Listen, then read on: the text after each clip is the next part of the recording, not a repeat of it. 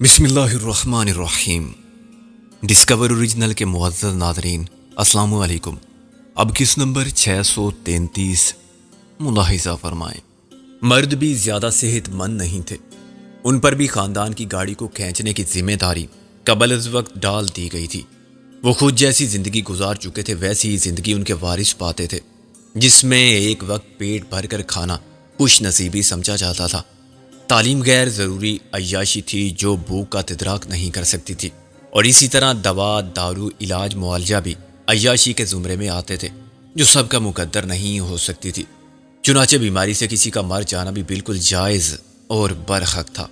تاہم شہری آبادی کے حالات قدرے بہتر تھے۔ اچانک دو افراد نے اونچا بولنا شروع کیا۔ وہ زمین پر آلتی پالتی مارے بیٹھے ایک ہی اخبار پڑھ رہے تھے کہ کسی خبر پر نظریاتی اختلاف پیدا ہو گیا۔ دیکھتے ہی دیکھتے بات بڑھ گئی اور وہ اچھل اچھل کر مرغوں کی طرح لڑنے لگے۔ وہ مرغوں کی طرح کڑکڑا بھی رہے تھے۔ لوگوں نے انہیں الگ کیا مگر وہ پھر الجھ گئے۔ اخبار تو ٹکڑے ٹکڑے ہی ہو چکا تھا۔ انہوں نے ایک دوسرے کے بال بھی نوچے، کپڑے بھی پھاڑے اور مکے بھی مارے۔ ایک کی ناک سے خون ٹپکنے لگا، دوسرے کی آنکھ نیلی پڑ گئی۔ متعدد بسیں آئیں اور چلی گئیں۔ انہیں لڑانے چھڑانے والے بدل گئے۔ میں پریشانی سے ادھر ادھر نظریں دوڑاتا رہا کہ اے ڈی نظر آ جائے تو ہماری جان چھوٹے۔ اپنے رنگ و روپ سے ہم الگ نظر آتے تھے اور سب سے الگ بھی کھڑے ہوئے تھے۔ چنانچہ ہر سوالیہ نگاہ اٹھتی تھی تو شکوک بڑھ جاتے تھے۔ پھر اچانک ایک لڑاکا مرغے کو ہوش آیا اور وہ دوڑ کر بس پر چڑھ گیا۔ دوسرے کو بھی شاید اسی بس سے جانا تھا مگر وہ دیر سے بھاگا۔ اگر وہ بس پر سوار ہو جاتا تو ان کی نظریاتی جنگ جاری رہتی، مگر دوسرے شخص کی پھٹی ہوئی دھوتی داغا دے گئی۔ وہ الجھ کے گرا اور بس اس کے ہاتھ سے نکل گئی۔ مجھے ہنسی آئی مگر میں نے ہنسنے سے گریز کیا۔ پھر کسی نے پیچھے سے میرے کندھے پر بھاری بھرکم ہاتھ رکھا تو میں چونک پڑا۔ محمد بھائی کا چہرہ دیکھ کر مجھے مسکرانا پڑا۔ تم یہاں کیسے؟ ابھی اپن ادھر لفڑا دیکھا، اس نے گل پر نظر جما کے کہا۔ پھر تم کون؟ اپن سمجھا یہ سالہ لوگ تم کو تنگ کرتا ہے۔ میں نے کہا نہیں، ہمیں کسی نے پریشان نہیں کیا۔ اس نے نفی میں سر ہلایا۔ ایسا موافق نہیں چلے گا، تم بس میں جائیں گا تو لفڑا ہوئے گا۔ یہ سب سالہ پاکستان کا دشمن ہے ابھی کیا؟ میں نے جان چھڑانے کے لیے کہا، بھائی ہم بس سے نہیں جا رہے۔ اس نے کہا، اپن ادھر بھی پوچھا رات کو، سالہ لوگ بولتا کہ ادھر کوئی نہیں۔ عادت کے مطابق اس نے مونچھوں کو تاؤ دیا۔ تم نے ہوٹل والوں سے پوچھا تھا؟ کیوں؟ اپن جگہ دیکھا تھا تمہارے واسطے، ایک دم فرسٹ کلاس، ایک پاکستانی فیملی کا گھر ہے۔ وہ ادھر سے چلا گیا، پتہ نہیں کدھر گیا۔ اپن ادھر سب کو بول دیا کہ کوئی آرامی اندر جائے گا تو اس کا لاش باہر آئے گا کیا؟ وہ مونچھوں پر ہاتھ پھیرتا رہا۔ میں نے کہا، محمد بھائی ہماری رہائش کا معقول انتظام ہو گیا ہے، کمرہ بھی مل گیا ہے شاہ باغ میں۔ ادھر کائے کو پیسہ دے گا، ادھر ہمیں ایک دم اپنا گھر ہے، سارا بھارتی فوج گھس جائے گا، گنڈا لوگ کیا؟ میں نے کہا، اچھا محمد بھائی پھر بات کریں گے۔ وہ مسلسل گل کو گھور رہا تھا اور مجھے اس کی آنکھوں میں ہوس کار فرمان نظر آتی تھی۔ خود گل اس سے بہت نروس تھی اور میرے پیچھے چھپنے کی بے سود کوشش کر رہی تھی۔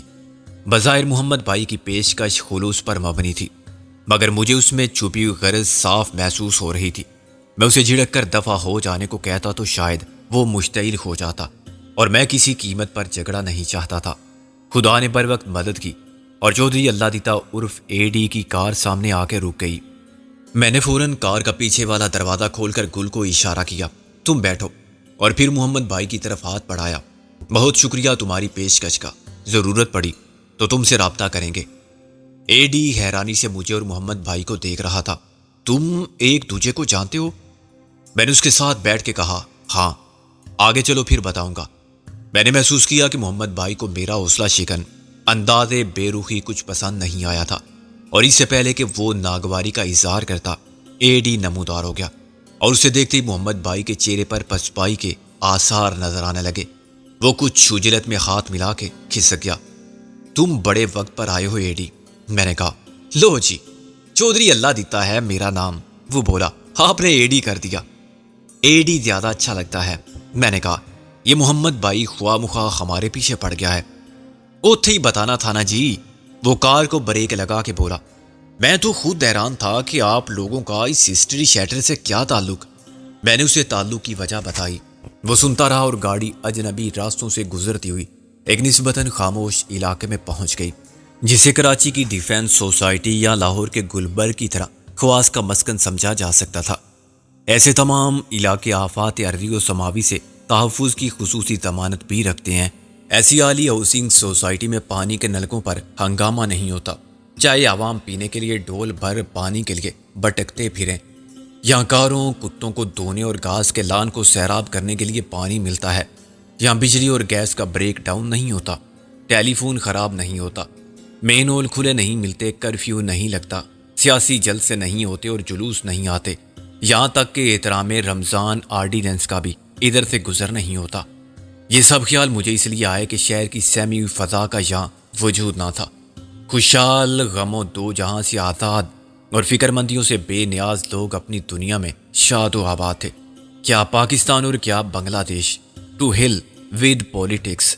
اپنا دھندا چلے گا، بینک اور تجوریوں میں مال رہے گا اور اپنی زندگی ایسے ہی عیش سے گزرے گی۔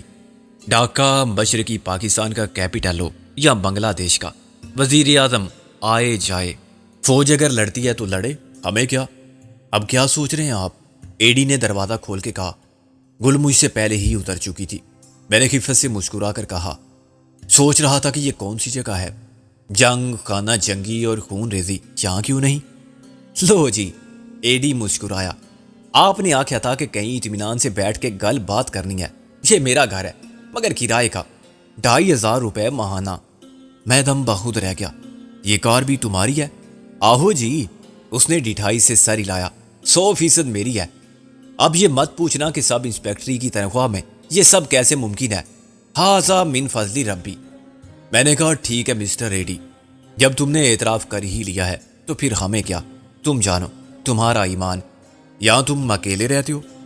آج کل چھڑا چھانٹ ہوں، بیوی بچے پہلے ہی بھجوا دیے تھے میں نے، اس نے اندر ہماری رہنمائی کرتے ہوئے کہا۔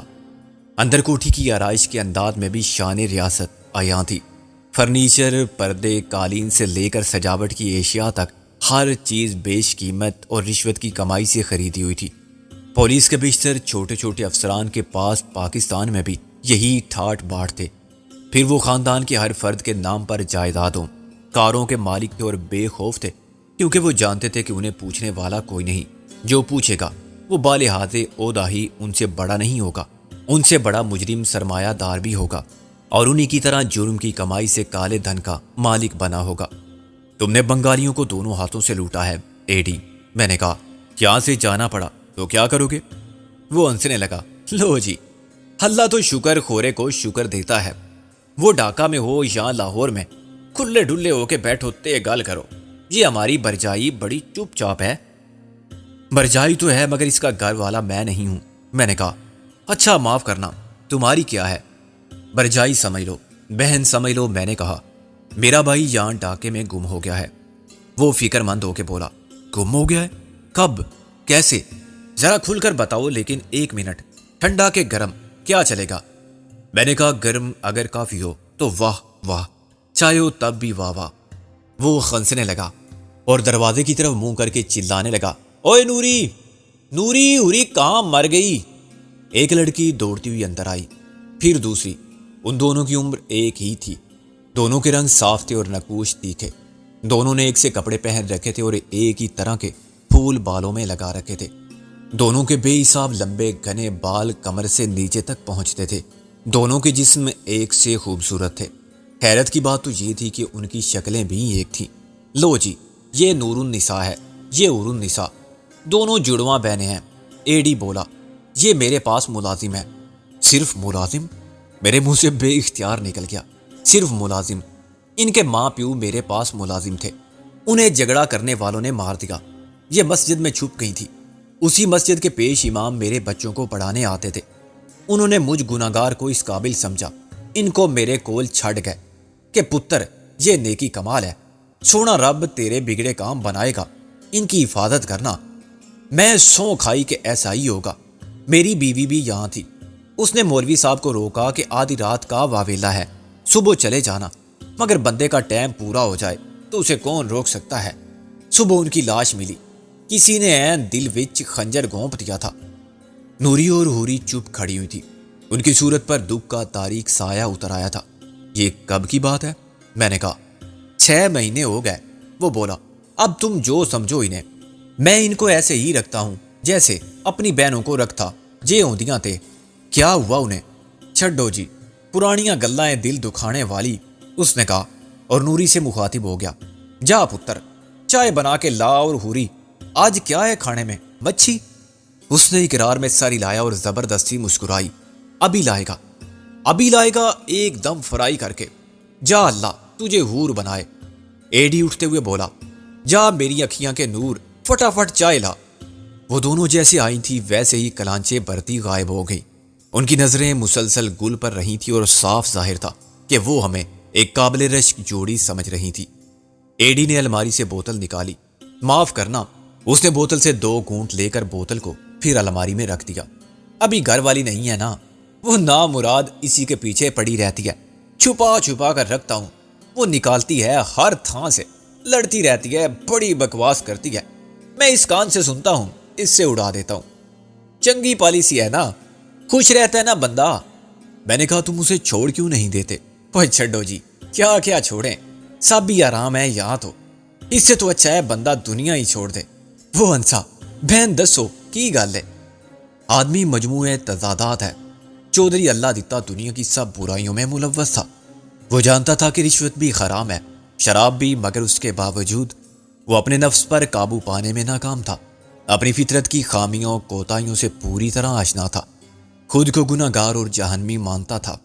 دوسری طرف ایک پیش امام نے اسے ایک بہت بڑی ذمہ داری سونپتے وقت اس کی نیت پر شک نہیں کیا تھا، اور وہ صدقے دل سے کوشش کر رہا تھا کہ ضمانت میں خیانت نہ ہونے پائے۔ بے شک اس کے پس منظر میں بھی کوئی المیہ تھا جس کا شکار ایڈی کی بہنیں ہوئی تھی، لیکن ایڈی نے انتقامی رویہ اختیار نہیں کیا تھا جیسا کہ عام طور پر ہوتا ہے۔ کسی نے اس کی بہنوں کے ساتھ زیادتی کی تھی، وہ کسی اور کی بہنوں سے اس کا بدلہ لے سکتا تھا، مگر وہ ثابت قدمی سے نوری اور حوری کو اپنے گھر میں ملازم ظاہر کر کے بہنوں کی طرح پال رہا تھا۔ چودھری اللہ دیتا مجھے اس حاجی عبداللہ کے مقابلے میں 1000 درجہ بہتر انسان لگا، جو اپنے ظاہر سے تقوی اور پرہیزگاری کا دھوکہ دیتا تھا۔ اس کا باطن خباثت سے پور تھا، اور وہ نام کی رعایت کے برعکس اللہ کا بندہ نہیں، شیطان کا چیلا تھا۔ تو 6 مہینے سے بندہ غائب ہے، ایڈی نے غور کرتے ہوئے خود سے کہا۔ نام کی یہ بندے دا؟ میں نے کہا، اصل نام تو محسن شیروانی ہے، مگر ہو سکتا ہے اس نے نام اور چہرہ بدل لیا ہو۔ وہ احمقوں کی طرح میری صورت دیکھنے لگا۔ لو جی، سب کچھ بدل لیا ہوگا تو پھر کیا ہوگا؟ کیسے پہچانا جائے گا؟ چلو پہلے اے دسو کہ بندہ غائب کیسے ہوا؟ میں نے کہا، وہ ڈاکہ آیا تھا ایک خفیہ مشن پر۔ خفیہ مشن؟ جناب بات خفیہ ہے تو پھر مجھے کیوں بتاتے ہو؟ بھروسہ نہیں ہے تو چھڈو پرا۔ وہ بولا، تم خواہ مخواہ برا مان گئے، میں تم سے کچھ خفیہ نہیں رکھوں گا۔ اس کا مشن تھا مجیب کے 6 نکات کی تحریک کو ناکام بنانے کا۔ بنگلہ دیش کی علیحدگی کے آثار تو یہاں پہلے ہی عیاں تھے، بہت سے لوگ پاکستان کو متحد دیکھنا چاہتے تھے۔ ہاں میں بھی چاہتا ہوں، وہ تلخی سے بولا۔ تم بھی چاہتے ہوگے، مگر ہوتا وہی ہے جو منظور خدا ہوتا ہے۔ اب تو یہی کہا جا سکتا ہے، کوئی چلتی گاڑی کے آگے لیٹ جائے، بادشاہی مسجد کے مینار سے کود جائے یا تیزاب پی کر مر جائے، تو یہ کہنا کہ خدا کو ایسا ہی منظور تھا، یہ بالکل غلط بات ہے۔ خدا نے عقل دی ہے، فیصلوں کا اختیار دیا ہے، کیکر بونے والا آم نہیں کھا سکتا۔ اگر وہ کہے کہ یہ خدا ہی کو منظور نہ تھا ورنہ آم لگتے، تو یہ پاگل پن ہے ایسا سوچنے والے کا۔ ہم نے اسباب بہت پہلے پیدا کر دیے تھے، اور یہ تو محض نتیجہ ہے۔ خیر اس بحث میں اب کیا حاصل؟ میں اور میرا دوست عملاً مزاحمت کرنے والوں میں شامل تھے، جیسے یہاں البدر اور الشمس جیسی تنظیمیں ہیں، ایسی مغربی پاکستان میں ایک تنظیم تھی کیا ہے، وہ یہاں علیحدگی پسندوں سے لڑنے والوں کی مدد کرتے تھے۔ میرا دوست بھی ایسے ہی ایک کام سے یہاں آیا تھا۔ لو جی، تمہیں یہ تو معلوم ہوگا کہ اس کا رابطہ کس سے تھا؟ جن سے رابطہ تھا وہ روپوش ہو گئے ہیں، مارے گئے ہیں یا پکڑے جا چکے ہیں۔ اب کسی کا کچھ پتہ نہیں چلتا کہ کون کہاں گیا۔ تمہارا دوست اکیلا ہی تھا؟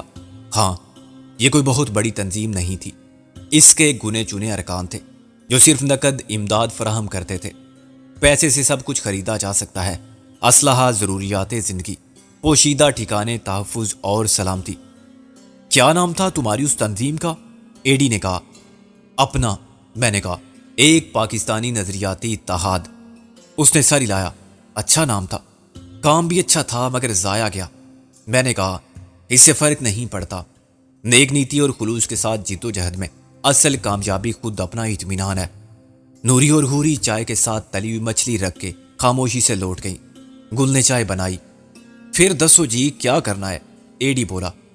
محسن کو تلاش کرنا ہے ورنہ یہ مر جائے گی۔ میں نے کہا اسی کی خاطر ہم ایسے خطرناک حالات میں نکل کھڑے ہوئے، دوست کی خاطر نہیں؟ ایڈی نے سوال کیا۔ میں نے کہا ظاہر ہے دوست کی خاطر، وہ دوست نہ ہوتا تو ہماری بلا سے کچھ بھی ہوتا۔ اب تم ذرا یہ معلوم کرو کہ پولیس نے گزشتہ 6 مہینوں میں کتنے بندے پکڑے ہیں۔ کیا 6 مہینوں میں؟ ہو بھائی کیسی گلاں کرتے ہو، پولیس نے سینکڑوں نہیں ہزاروں بندے پھڑے ہوں گے، سینکڑوں تو روز تھانوں میں ایسے ہی ڈک دیے جاتے ہیں، وہ بولا۔ میں نے کہا بالکل ٹھیک، مگر ان میں سے اکثر صبح چھوڑ دیے جاتے ہیں، سودا ہو جاتا ہے، کچھ لے دے دلا کر، کچھ سفارش سے نکل جاتے ہیں، کچھ بدقسمت جن کا آگے پیچھے کوئی نہ ہو اور جن کی جیب میں بھی کچھ نہ ہو کسی نہ کسی الزام کے مستحق سمجھے جاتے ہیں، ضابطہ فوجداری کی کوئی نہ کوئی دفعہ ان پر لگ جاتی ہے، کسی اور کا جرم ان کے سر منڈ دیا جاتا ہے اور ایسے لوگوں کا ریکارڈ ہوتا ہے۔ پھر بھی یہ بہت اوکھا کام ہے، مشکل کام نہ ہوتا تو ہم تمہیں کہتے، تم اپنے لاہوری بھائی ہو، اتنا بھی نہیں کر سکتے اپنی بھرجائی کے لیے؟ نہایت مناسب وقت پر گل نے رونا شروع کر دیا۔ اس کے آنسو بالکل اصلی تھے اور جذبات بھی، مگر اس نے عقل مندی یہ کی کہ انہیں روکے رکھا اور ٹھیک وقت پر ریلیز کر دیا۔ اس کا فوری اور خاطر خواہ اثر ہوا۔ ایڈی نے پریشان ہو کے کہا اوہ پاگل جلدی، رونے کی کیا بات ہے، کوئی مل جائے گا تیرا گھر والا، بندہ ہے کوئی مکھی یا مچھر یا جن بھوت تو ہے نہیں کہ غائب ہو جاوے، میں پتہ کروں گا۔ میں نے کہا کیسے پتہ کرو گے؟ اس نے کان میں انگلی ڈال کے کہا لو جی یہ اوکھا سوال ہے، کوئی فوٹو شوٹو ہوتی اس کی تو پھر کام تو آسان ہو جاتا، دیکھو نا کتنے تھانے ہیں ڈھاکہ شہر اور چھاؤنی میں، سب جگہ کسی نہ کسی سے واقفیت نکالنی پڑے گی، اور آج کل تو واقف بھی نا واقف ہو گئے ہیں، لیکن اپنے بندے ہیں جی ابھی تھانوں میں۔ میں نے جیب سے محسن کی ایک تصویر نکالی جو اخبار میں میری تصویر کے ساتھ شائع ہوئی تھی اور میں اسی مقصد کے لیے ساتھ لایا بھی تھا۔ یہ ایک تصویر ہے کوئی سال بھر پرانی، ہم نے 2 مہینے پہلے گم شدگی کا اشتہار شائع کرایا تھا۔ کس اخبار میں؟ ممبئی اور دہلی کے اخباروں میں۔ بندہ ڈاکہ میں تے اشتہار دہلی ممبئی وچ؟ میں نے کہا دراصل وہ 2 مختلف وسیلوں اور رابطوں اور راستوں سے ڈاکہ پہنچا تھا، ہم خود بہت چھپتے چھپاتے آئے ہیں کیونکہ بھارت کی پولیس بھی ہماری تلاش میں ہے، بنگلہ دیش میں تو سبھی دشمن ہیں سوائے ان کے جو محب وطن ہیں، مگر وہ بھی اس وقت دبکے ہوئے ہیں۔ ایڈی نے تصویر پر غور کیا۔ لو جی بندہ دیکھا ہوا لگتا ہے، ہو سکتا ہے فوٹو دیکھی ہو کہیں؟ میں نے کہا اس کے ساتھ میری تصویر بھی ہوگی، ایک اشتہار ممبئی کی پولیس نے دیا تھا۔ اچھا اشتہاری مجرموں خیر سے؟ ہاں، اور ہمارا جرم ہے پاکستان سے محبت، پاکستان کے دشمنوں سے نفرت، یا وہ طاقتور ہیں اور اقتدار بھی لے چکے ہیں۔ پھر تو میاں تم خطرے میں ہو مجھ سے زیادہ، ایسے کیوں گھومتے پھرتے ہو؟ کسی نے پہچان لیا تو ٹھنڈا ٹھار کر دے گا، آج کل کسی کو مارنا سب سے آسان کام ہے، وہ بولا۔ میں یہ فوٹو رکھ لیتا ہوں۔ فوٹو ضرور رکھو، مگر اس بات کا بھی خیال رکھنا کہ کسی دشمن کے سامنے مت نکالنا ورنہ خود بھی پھنس جاؤ گے۔ لو جی اب تم پولیس والوں کو ہدایت دے رہے ہو۔ اس نے ہنسنا شروع کیا۔ میں نے کہا ممکن ہے اس کی شکل صورت بدل گئی ہو، داڑھی بڑھا لی ہو اس نے یا خود ہی بڑھ گئی ہو۔ ایڈی نے کہا وہ تو میں نے سوچ لیا ہے، میں اس تصویر سے 3-4 تصویریں بنواؤں گا کسی آرٹسٹ سے، یہ جو سینما کے سائن بورڈ وغیرہ بناتے ہیں نا، واہ واہ آرٹسٹ ہوتے ہیں، نیلو کی مورت بناتے ہیں تو نیشو نہیں لگتی، ایک سکیچ داڑھی کے ساتھ ہو، دوسرا مونچھ کے ساتھ، تیسرا داڑھی مونچھوں والا، لمبے بالوں والا گنجے سر کے ساتھ، پھر چہرہ ایک ہو تو کام آسان ہو جائے گا۔ میں نے اس کی ترکیب کو پسند کیا۔ یہ تم نے ذہانت کی بات کی۔ وہ ہنسنے لگا۔ لو جی اپنا کیا کمال ہے اس میں، ہمارے پاس ہوتا ہے شناختی تصویر بنانے کا سامان، مختلف ٹوٹے ہوتے ہیں، کبھی سر بدل دیا، آنکھیں، ناک، اونٹ، تھوڑی، باری باری انہیں جوڑ کے بندے کی شکل بدلتے ہیں۔ کوئی موقع کا گواہ ہو تو پوچھتے رہتے ہیں کہ اب کیا خیال ہے، شکل ایسی تھی، فرق ہے تو کہاں ہے؟ اور گواہ نے بندے کو چنگی طرح دیکھا ہو تو وہ بتاتا جاتا ہے کہ بال کچھ چھوٹے تھے یا بھورے تھے، ناک چپٹی تھی، آنکھیں ذرا بادامی، آخر کار ایک شکل بن جاتی ہے جو گواہ کے نزدیک مجرم کی صورت سے 90% ملتی ہے۔ اس تصویر کو ہم مشتہر کر دیتے ہیں۔ ہاں مجھے معلوم ہے، اسے آئیڈینٹیٹی کٹ کہتے ہیں، میں نے کہا۔ ایڈی نے کہا، یار معلوم تھا تو پہلے بولتے، میں اتنا نہ بولتا۔ خیر اب میں اس تصویر سے بندہ تلاش کر لوں گا۔ برجائی جے تے بندہ حوالات یا تھانے سے گزرا ہے اور جیل میں بھی ہے تو مل جائے گا، مطلب یہ کہ سراغ مل جائے گا، یہ وعدہ نہیں کہ تمہیں مل جائے گا۔ عمر قید کاٹ رہا ہوگا یا کال کوٹری میں۔ گل نے ایک چیخ ماری، ایسا مت کہو، اور دونوں ہاتھوں سے منہ چھپا کے پوٹ پوٹ کر رونے لگی۔ او یار اوے بابا مینوں معاف کر دے، میری توبہ، میرا یہ مطلب تو نہیں تھا۔ ایڈی آواز بھاگتا ہو گیا۔ او جلی کچھ نہیں ہوگا، میں لا کے دوں گا تجھے تیرا گھر والا، چل چپ کر۔ لیکن گل اتنی آسانی سے چپ ہونے والی نہیں تھی، اس کی سسکیاں ہچکیوں میں ڈل گئی تھی۔ وہ آہستہ آہستہ اس دریا کی طرف بڑھ رہی تھی جو ایک خطرناک بات تھی۔ دورے کی کیفیت میں وہ میرے جھوٹ کا بانڈا پھوڑ سکتی تھی، اور سچ تو ایک ایسا آتش فشاں تھا جو پھٹ جاتا تو اس کا لاوا کسی سیلاب کی طرح ہم سب کی سلامتی اور بقا کی کوششوں کو خاک کر دیتا۔ ہماری مصلحت کوشی اور دور اندیشی پر مبنی خود حفاظتی انتظامات کو تہس نہس کر دیتا، اور غیروں کے جور و جبر و جفا سے عافیت کے ساتھ بچ نکلنے والے MRS کے پسماندگان اپنوں کے اسیر ستم ہوتے۔ گل کو ہوش میں لانے کے لیے میں نے اس کی کلائی بظاہر پیار سے پکڑی، مگر اس پر اپنی گرفت اتنی سخت کر دی کہ گل درد سے تڑپ اٹھی۔ دیکھو رونے سے کیا فائدہ، میں نے نرمی سے کہا۔ گل نے کرا کے کہا، سکندر بھائی میرا ہاتھ۔ میں نے اس کا ہاتھ چھوڑ دیا۔ جاؤ اندر جا کے منہ دھو لو۔ کیا ریڈی، ذرا بلاؤ انہیں، حور اور نور کو۔ میرا خیال ہے کہ ایڈی تاڑ گیا تھا، مگر اس نے چشم پوشی اختیار کی اور دونوں لڑکیوں کو بلا لیا۔ وہ گل کو اپنے ساتھ لے گئیں۔ ایڈی پھر اٹھا اور الماری میں سے بوتل نکال کے اس نے 2 گھونٹ لیے اور بوتل واپس رکھتے ہوئے بولا، شراب سمجھ کے نہیں پیتا میں، یہ تو دوائی ہے میری، 2 گھونٹ کی خوراک، اس سے زیادہ نہیں۔ نشہ نہیں ہوتا مجھے بالکل بھی، چنگا بھلا ہوں میں۔ میں نے کہا، یہ صفائی کیوں پیش کر رہے ہو؟ اس لیے کہ تم خود اپنے احساس جرم و گناہ میں مبتلا ہو۔ تم جانتے ہو یہ دوا نہیں مرض ہے۔ وہ میرے پاس آ کر بیٹھ گیا۔ ایک لمبی گہری سانس لے کر اس نے کہا، ہاں یار، بندہ کیا کرے جب بیماری لگ جائے اور جان نہ چھوڑے، جیسے TB یا کینسر، کیا علاج کرے کوئی؟ بس انتظار کرتا ہے کہ رب کی طرف سے کچھ ہو جائے، کوئی معجزہ۔ تم خود کچھ نہیں کر سکتے؟ اتنی عقل اور توانائی دی ہے خدا نے تمہیں، میں نے کہا۔ ہوئے چھڈو جی، جب بندہ اپنے پیروں پر خود کلاڑی مارے تو پھر پیروں پر کھڑا کیسے ہو؟ کیا تم کو ایسی کوئی بیماری نہیں ہے جس کا علاج تم خود کر سکتے ہو مگر نہیں کرتے؟ فرشتے ہو تم؟ نہیں، تم بھی انسان ہو میری طرح، تم میں بھی کمزوریاں اور خامیاں ہیں، خرابیاں ہیں، لیکن تم چھپاتے ہو، کچھ کا تمہیں پتہ نہیں ہے۔ خدا سے کسی کا حال پوشیدہ نہیں، میں نے کہا۔ لو جی، خدا کی کیا بات کرتے ہو، تم تو میرے جیسے گناہگار عقل کے اندھے کی دھوکہ کھانے والی آنکھوں سے کچھ نہیں چھپا سکتے۔ وہ ہنسنے لگا۔ تم کو جھوٹ کی بیماری ہے نا؟ جھوٹ بھی حرام ہے، شراب بھی حرام ہے۔ ایک حرام کام میں نے کیا، دوسرا تم نے۔ پوچھو کیا؟ تم نے ایک جھوٹی سٹوری سنائی، اب میں بتاؤں؟ تمہارا نام ہے سکندر بخت، ہے نا؟ مجھ پر شرم سے گڑوں پانی پڑ گیا۔ اس نے مجھے لاجواب ہی نہیں کیا تھا، میرے ہاتھ کا تمانچہ میرے ہی منہ کی جانب لوٹا دیا تھا۔ اس کاکی نے جب تمہارا نام لیا تھا نا، تو بس سے ایک دم گھنٹی بج گئی، اور جیسے سینما ہال میں گھنٹی بجتی ہے تو اندھیرا ہو جاتا ہے مگر اسکرین روشن نظر آنے لگتا ہے، ایسے ہی میرے دماغ میں سب واضح ہو گیا۔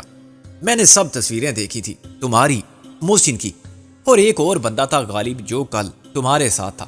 اس کاکی سے تو واقف نہیں میں، گل نام ہے نا اس کا، مگر وہ جو غالب کے ساتھ تھی نادو، وہ کہہ مار کے انسا۔ میں نے کہا، جب تم جانتے ہو تو پھر میں کیا کہوں؟ اس نے ایک دم ریوالور نکال لیا۔